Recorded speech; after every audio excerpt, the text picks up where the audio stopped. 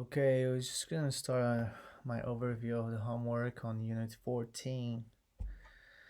As you can see, the app has a kind of like following a model view controller design pattern here with different directories for our models and our views.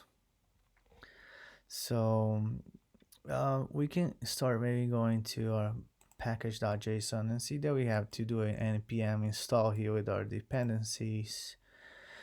Since we have installed SQLize, we might go here to our config directory, config.json, and then I might just want to change our password here, make sure it matches with our database, and make sure here too we're using the correct database.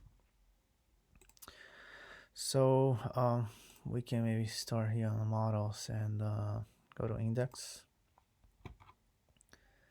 So yeah, so we're using strict here, making sure that we're not using any undeclared variables, requiring a bunch of things. We're requiring fs, requiring our path modules, provide a way of going to the file paths.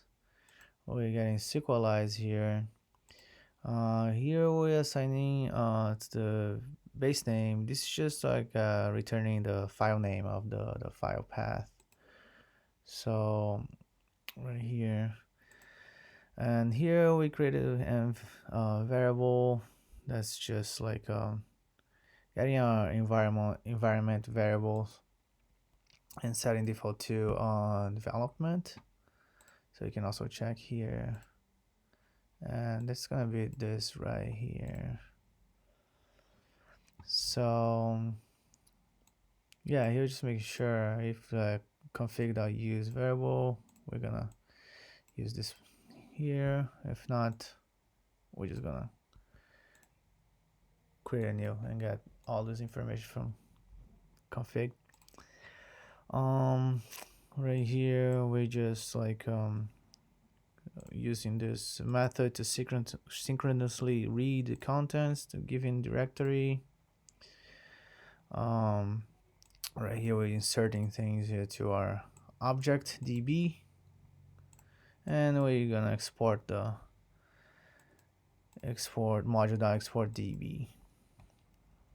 Alright, so maybe we can go to user, and here's a lot of comments explain a lot of things. So we're requiring bigcrypt.js here. That's basically creating our password hash, just to make sure no hackers or no one can get into our users password.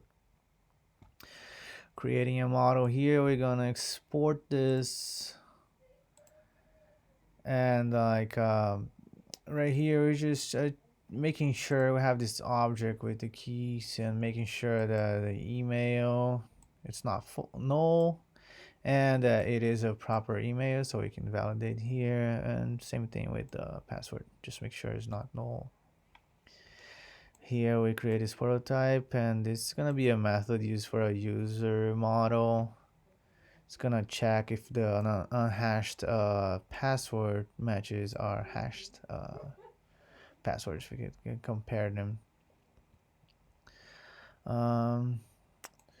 Here we're using this add hook method, and in this case we're just gonna see, like, before we create a user method, we're gonna hash the user's password right here. So we're gonna get this 10 character salt, and then we of course return user.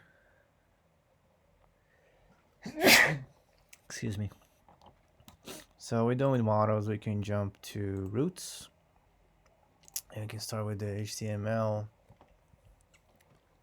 And here we have in our paths. So to do this, we requiring first path, and we also requiring our middleware here. There's a custom middleware. It can be found here on config middleware. Authenticate. This just makes sure that if the user is logged in. If not, it's gonna be redirected to this root here. So we are exporting this function here, passing express, and having our roots over here, starting with this first one. And if the user has an account already, and then we're just gonna redirect him to members. If not, we're gonna send him to the sign up HTML. We're gonna check the HTML soon. Here, same thing. If the user's login, if he has an account, we're gonna redirect him to members.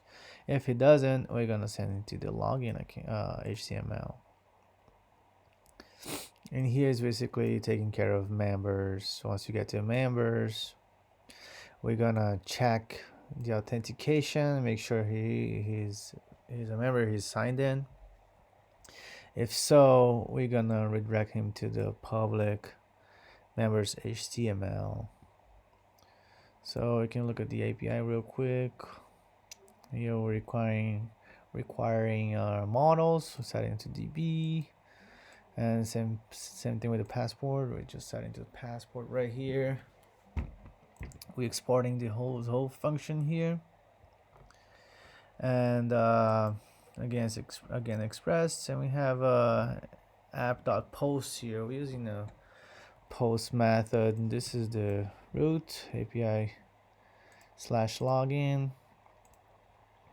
and getting authentication here. Make sure the user has a valid login. Okay. Now here we have a similar one, but now for sign up. And we have a post method again, but here we're gonna use dbuser.create, and we're gonna create here an email and a password. So we're grabbing this information and send him to the login API right here, and make sure like, okay, he is a user. Here is for him to log in out. Okay, we just redirect him here to slash. Right over here, we're getting data about our user to our user client. If it's not, just this. If he's not logged in, send back an empty object. If he's logged in, we're just gonna send back the email and the ID. So we're sending back a password. Actually sending back just the ID, no password.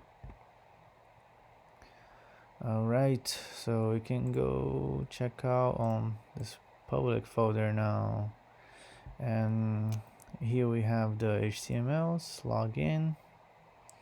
I'm making sure we have this script tag here with the login JavaScript, and same thing with members, this time members, and then sign up.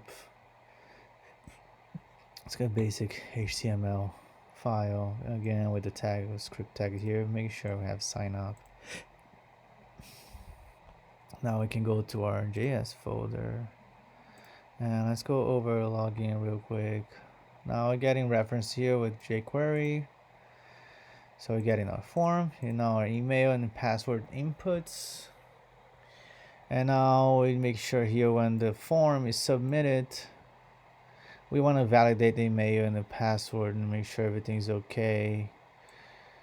If we have the email and password, we're just gonna call login user, this function here. Make sure we have an email login for this function, and then we're gonna clear the form. If not, we're just gonna return and stop the app if we don't have an email or we don't have a password. And here is our function login user that we called right here, and this is doing like a post method to API /login, and if successful, we're gonna send him, redirect him to this root /members. If not, we're gonna catch an error, and then we're just gonna console log it. So yes, developers can take a look at it. Let's go to members. No, let's go to sign up first. This is similar to our login. Okay, so we get in the references. Now for the sign up form, we have all the jQuery references also for the email input and the password input. And here when we submit on the sign up form button, we are again first we prevent the default, make sure nothing is gone. We're just grabbing the information, email and password, saving this whole object here to this variable, and just making sure if there's no email or no password, we're gonna return and we're gonna stop the app. Or if not, everything is okay, we're gonna call this function sign up user, and we're gonna pass this email and the password he gave it to us, and make sure we clear the form. And this is the function that we're calling right here. We're passing the user and the password. We got a post method here now, this time with the root API slash sign up, getting our email and our password. Yeah, we passed it here. Everything's okay. We're just gonna redirect him to slash members. If we have an error, we're gonna catch it right here, passing this function that's declared right under here. It's because basically alert the user that something went wrong. So we can go to members, and this is basically just using a get method request to see which user logged in. It's gonna make sure which user logged in, so we can update the HTML page. So that's that. Let me see. I saw this. Yeah, so maybe you can go to server.js now. And again, there's a lot of comments here, so we can see we're requiring our npm packages, express session. We're getting password here too. Over here, we're setting up port and requiring our models and setting up to DB. Here we're creating our middlewares. First we're setting express to this variable app, so we can use app dot on everything. And our middlewares here, just make sure we can post and get JSON files, and same things here with forms. And here we're using a static under public, so we can have access to all these guys here, or HTMLs, especially CSS in our JavaScript. Here we're using sessions just to keep track of the user login status. So this is very important to use if you want to use a passport. You know, we were like hashing the passwords. We gotta make sure we have to access to track the user's status login. Here we gotta require also the roots, HTML and API that we looked into it already. And here we're syncing our database, and we're gonna just make sure everything's okay with the port and the connection is good. We're gonna send a message so the user can see everything's okay. And that's it. That's an overview of the homework and how the project is nicely set up here and easier to understand. Okay, thank you.